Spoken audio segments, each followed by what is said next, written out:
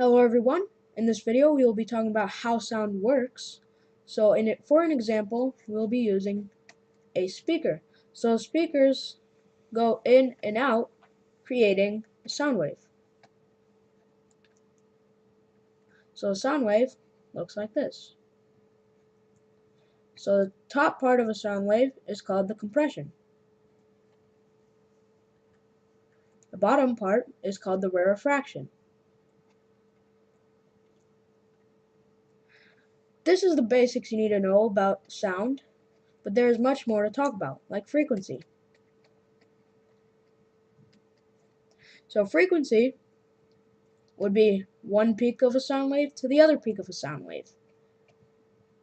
So this would either be called a cycle or a hertz. So 1 hertz equals 1 cycle per second. So a human ear can hear 20 hertz to 20,000 hertz. That's enough about frequency. Now we're moving on to wavelength. Wavelength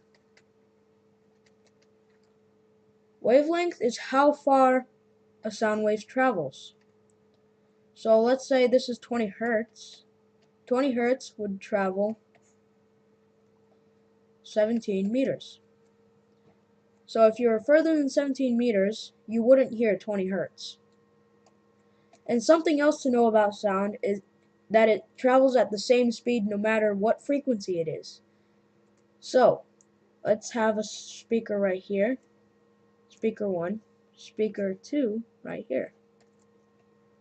So speaker 1 would be 4 hertz. Speaker 2 would be 2 hertz. So let's say speaker 4 is like this. Its sound wave looks like this. So speaker 2 would look like this. So the 4 hertz speaker, speaker 1, has two sound waves. One right here and one right here.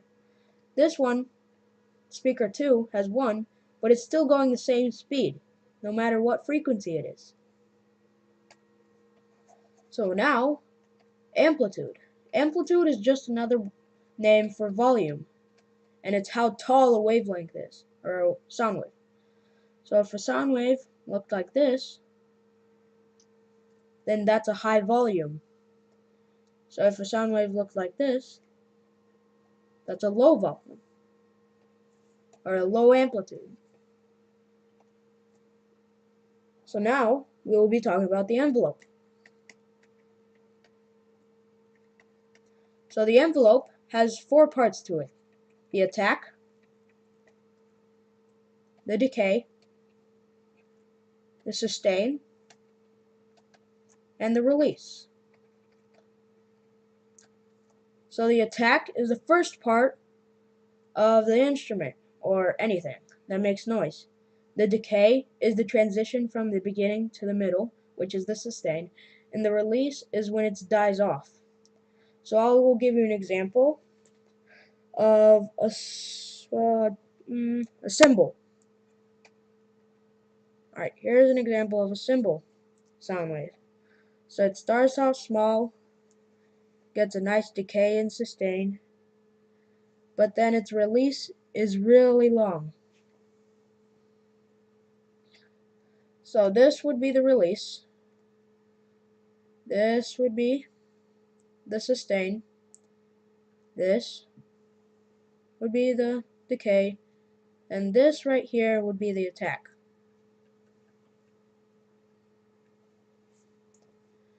So I can give you one more example, fast one.